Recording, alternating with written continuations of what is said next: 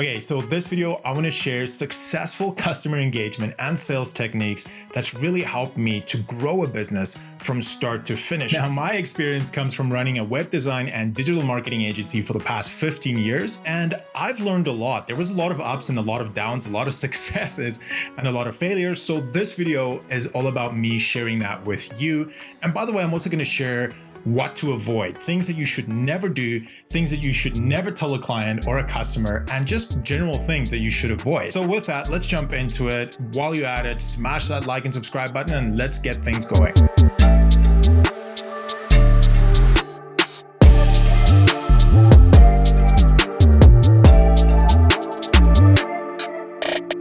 Okay, so the first one is do proper research. Now, let's say you're in a situation where you just received a website lead or just a general lead, and a customer is interested in using your service. So I'm going to use my example, running a web design or marketing agency, and let's pretend that I just got a website lead. Now, before I even contact the customer, before I even engage with the customer, I do proper research. When I say research, I am referring to you gotta dig deep. You gotta know everything about the customer, what kind of website they have, what kind of marketing strategies they have ran in the past, as well as any advertising campaigns. You want to make sure that you are aware of that before you engage with the customer. Now, with that said, you can use third-party tools like SEMrush or Ahrefs. By the way, they're not sponsoring. This is a super unbiased opinion, but you can use tools like that to really understand what the customer or client is all about. Now, what I normally do is I write everything down, all the research that I've gathered. I take screenshots, I write it down. I really build a case study of the customer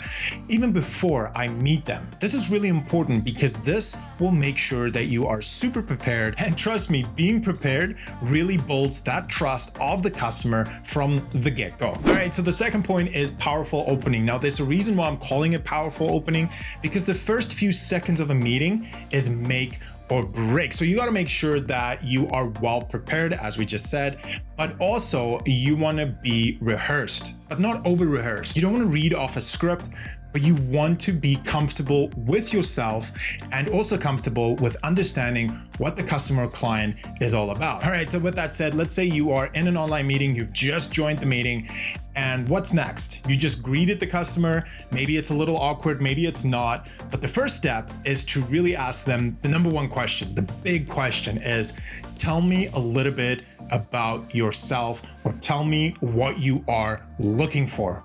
Although you probably already know the answer, this is all about breaking the ice, and this is all about building, again, that trust. We want to build the trust. That's really important. So with that all said, you gotta ask the question. Make sure you ask an open-ended question, like I said. So as you ask the question, so for example, we asked, what are you looking for? Or what type of product or service are you really looking for? When they answer that question, you gotta make sure that you take notes, and you want to make sure that the customer is aware of you taking notes, but you still want to be engaged. You don't want to be down there and just writing down notes. You rather want to be a bit of both, where you're writing your notes, but you are actively engaging with the customer. Doing things like nodding your head or saying, oh yeah, that makes sense. You know, small little filler words as they are talking is super crucial, but you do not want to interrupt them. You want to give them the space so that they can talk and they can express what they are looking for. Okay, so as I said, you want to write down notes, but as part of writing down notes, you also want to gather 3 to 5 open-ended questions that's really going to drive this entire meeting. You got to make sure that you are in control of the meeting. And I'm saying that because you are the product or service expert, which means you need to lead the meeting. The customer is expecting you to lead the meeting. And to lead the meeting, we got to make sure that we have open-ended questions and a base structure that we are going to follow. Okay, so here's the third point, is ask those open-ended questions. For the previous point, we basically gathered 3 to 5 open-ended questions, and now it's time to actually ask those questions. Now, you don't want to cut off the client. You want to make sure that this is relaxed. Again, this entire practice, this entire meeting is all about building that trust and making sure your customer is comfortable. Now, when you ask your open-ended questions, you want to make sure that that you put the right pauses in. For example, I usually ask questions like, what is an ideal website for you? A website that ranks well, that's SEO optimized and generates a lot of leads? Is that important to you? Or are you looking for a website that's more content driven, more informative. Again, asking those type of questions is really going to help you build that trust with your customer, and it's also going to help break the ice. Now, as they answer every single question that you are asking them, make sure again to take notes, and again, make sure that they are aware of you taking notes. Now, usually at this part of the meeting, the customer is kind of expecting you to start talking about your story or start talking about your business, your product, or your services. And this comes to point number 4, is explain your story. When you explain your story, you want to make sure that you adapt it to align with the notes that you've taken, and it also aligns with the customer. The customer needs to relate to your story, and that's really important. Now, with that, you want to make sure that it's short and sweet. I usually rehearse this over and over and over in my head back in the day so that I have a go-to template that I use when I explain my services or my company to my customer. You don't want to go too deep. You want to make sure that it's super high level, and you want to make sure that it's to the point. And again, you want to make sure that it aligns with the customer. That's really, really important, because if it doesn't align with the customer or what they're looking for or their expectations, then you are wasting their time. Time is valuable, time is important, and you don't want to waste your customer's time. With that, one thing you want to avoid is technical jargon. At this point of the meeting, you do not want to jump into technical jargon unless the customer asks you a specific question, like for example, what type of web stack do you use, or what type of service you use. But even then, you want to make sure that it's very high level. This part of the meeting, or even this initial meeting, that is not important. That is not the end goal here. So make sure that technical jargon is at a minimum. Now, here's another pointer that also helped me a lot when I did that initial sales meeting, and it is provide examples and stories and case studies of your previous customer. Even if your previous customers are not in the same industry, talking about them and talking about how you've successfully got their project completed is quite essential, because this shows your reputation, and it also builds, again, that trust. Trust is what it's all about. And I know I'm saying that a lot, but there's a very specific reason for that.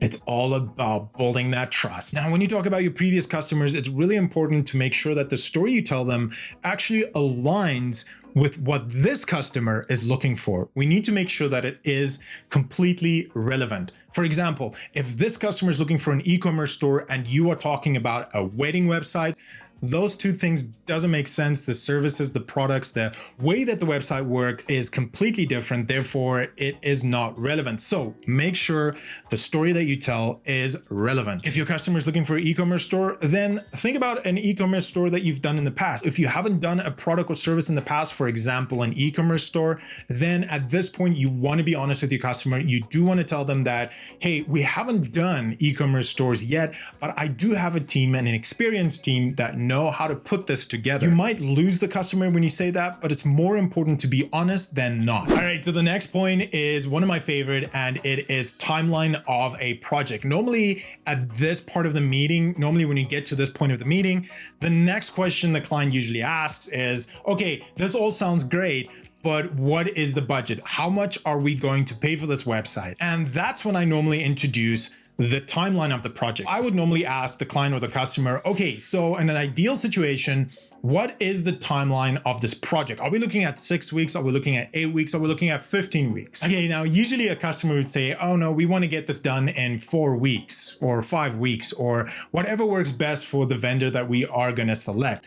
At this point, you want to make sure that you outline a strategic timeline for the customer from beginning to end, and make sure you include milestones. Now, by the way, I am going to drop a video later on about this specific topic, about the timeline, about the budget and documentation in general, which is really going to help you with this specific point. Okay, coming back to the timeline, when you start discussing the timeline from start to finish in the meeting, you want to make sure that it's high level. You want to make sure that you add extra weeks for yourself, because you never know if something would go wrong in the project. So I usually added 2 or 3 weeks. The customer doesn't really mind though, but you got to make sure that you explain it properly. Okay, so the next one is budget and project cost. This is one of my favorite as well. The reason for that is the customer will ask you at some point, okay, again, this all sounds great. How much is this going to cost? Now, the key thing with this specific topic is customers don't know how much your service costs, which sounds obvious, but specifically though, in my experience, Customers don't know how much a website costs. Customers don't know how much marketing services cost. Their expectation level needs to be adjusted. Remember, you are the subject matter expert when talking to the customer, especially in the initial meeting, and you want to make sure that your expectation level and their expectation level aligns properly. So usually what I said when it comes to how much does, for example, a website cost, I would say, you know what? At this point, it is tough to say exactly how much your website's going to cost. But if you can give me a day or two, we can have a follow-up meeting. I can tell you exactly how much your website's going to cost. Now, the response to that would normally be, okay, well, can you give me a ballpark figure? Yeah, I can, but I don't want to give you a ballpark figure, do my research, come back to you, and then it's completely off base. But with that said, I would usually say, you know what, a website costs anywhere from 5 grand to 10 grand or 10 grand to 50 grand. It all depends. It all depends on the customer. It all depends on what type of website you want to build for them or what type of service you are providing for them. Giving them a ballpark figure, making sure that there's a widespread will set that expectation level for them. So when you have a follow-up meeting or you come back to them with an actual cost, it will be within that scope. Now you got to read the room though. When you give that ballpark figure and you can read their body language where you can see, oh, okay, yeah, that is within our scope or within our budget, or that is way out of budget, then you know. All right, so with that all said, try to avoid mentioning any specific cost at this stage. You do not want to include the actual cost of a project or a service and the initial meeting unless you are very comfortable with the customer and unless you know the customer.